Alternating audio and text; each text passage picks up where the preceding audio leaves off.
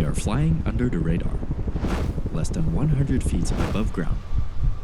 At this altitude, there is zero margin for error. The target is President of Venezuela, Nicolás Maduro. The drop zone is Fort Tiuna, the most fortified square mile in the country. But the US isn't knocking on the front door. It's sending in their most elite operators, US Army Delta Force. On January 2nd, 2026, Operation Absolute Resolve commenced. US Cyber Command struck first, shutting down the power grid and disrupting military communications across Caracas. Then came the heavy hitters, B-1 Lancers delivering precision payloads, targeting key infrastructure and further damaging command networks. Under the cover of chaos, Delta Force commandos prepared to move in. The Venezuelan military, despite disruptions, returned heavy gunfire and launched surface-to-air missiles. A helicopter was hit, but it remained operational. Moments later, squadrons of F-22 Raptors, F-35-2 Lightning, F-18 Super Hornets swept in and began sanitizing the airspace. High above, MQ-9 Reaper drones captured it all, relaying live data directly to the operators on the ground. Delta Force swiftly breached the inner compound. They knew exactly where Maduro and his wife were hiding. They neutralized any and all resistance, isolated the target, and moved. Within moments, the president of Venezuela was gone, secured on a Black Hawk bound for the USS Iwo Jima. The entire operation lasted less than 30 minutes, with minor injuries and no US casualties. Breaking news tonight, Venezuela's leader captured by American forces, arriving in New York just moments ago after a daring raid inside the country's capital.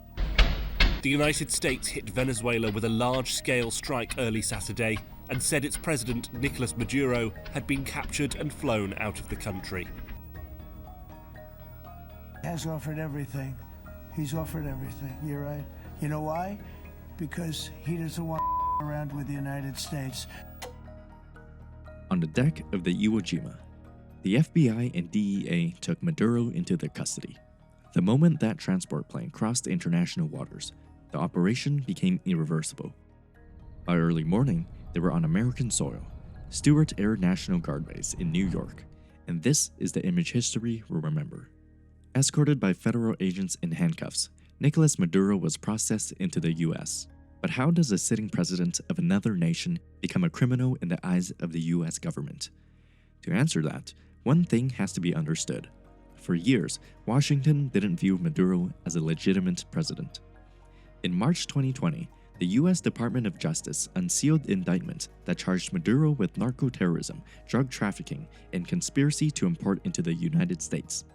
The indictments alleged that Maduro and his associates had turned Venezuela into a base for drug cartels, using state resources to facilitate the trafficking.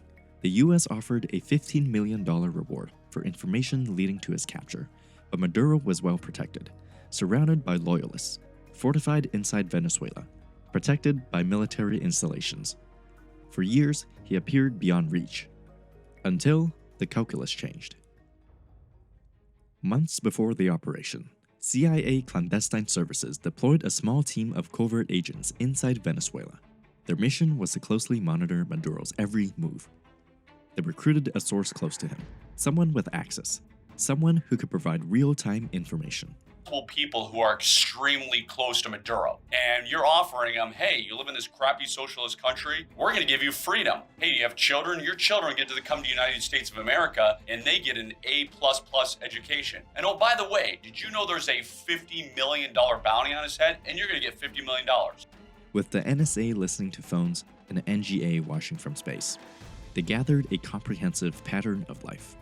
They identified his isolation windows, moments when he was vulnerable, and they began planning his capture.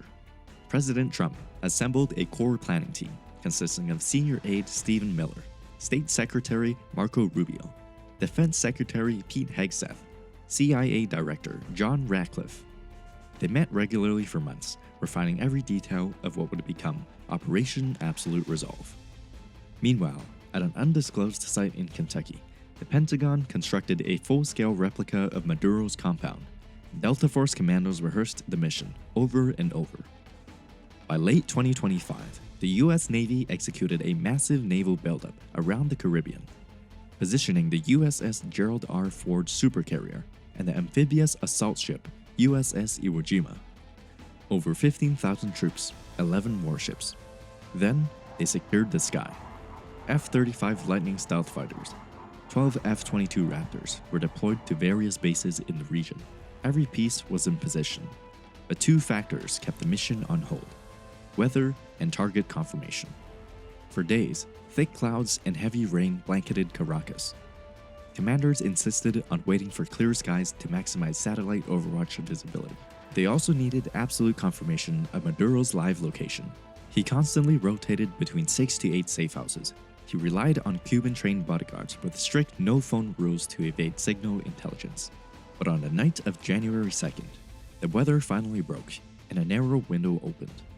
The CIA contacted their inside source, confirming Maduro was inside Fort Tiuna. President Trump surrounded his war cabinet at Mar-a-Lago and gave the final order. Across 20 bases throughout the hemisphere, over 150 aircrafts launched within minutes.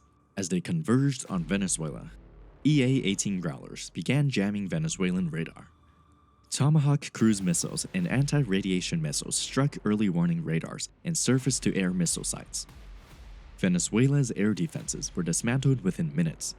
Fighter jets bombed on the tarmac before they could even become airborne. Behind that rolling wall of suppression, the Night Stalkers lifted off from Iwo Jima. 9 helicopters, MH-60 Black Hawks, and MH-47 Chinooks skimming at just 100 feet above the ocean. One Venezuelan security guard later said the attack began without warning, when drones suddenly appeared and flew over their positions, leaving them unsure of how to react. He explained that shortly after, a small number of helicopters arrived and deployed only a limited number of soldiers, far fewer than expected, but unlike anything they had faced before. When the fighting started, he described it as a massacre, saying that despite having hundreds of men, they had no chance. As he put it, they were shooting with such precision and speed. It seemed like each soldier was firing 300 rounds per minute. He said that their own weapons were useless, and at one point, the attackers used something that he could not describe. It felt like an intense sound wave that caused severe pain, nosebleeds, vomiting, and left many unable to move.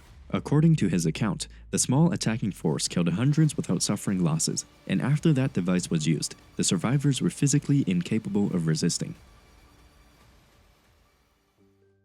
Nicolás Maduro appeared in front of a Manhattan federal courtroom. He pleaded not guilty to charges of narco-terrorism, conspiracy to import into the United States, and possession of weapons tied to trafficking operations. His wife Celia Flores stood beside him and also pleaded not guilty. The expanded U.S. indictment also named his son and other high-ranking Venezuelan officials as co-conspirators. U.S. District Judge Alvin Hellerstein set the next hearing for March 17, 2026. Maduro's legal team immediately signaled that they would challenge the legality of his capture, arguing it violated international law and head of state immunity. The global reaction was sharply divided. The United Nations Security Council convened emergency sessions as multiple governments condemned the operation. Even some US allies are concerned about the precedent it could set. At the same time, others took a more permissive stance. The United Kingdom and France stopped short of endorsing the action outright, but emphasized Maduro's lack of democratic legitimacy and called for an orderly transition, while Argentina openly welcomed the outcome, framing it as a blow against authoritarianism in the region.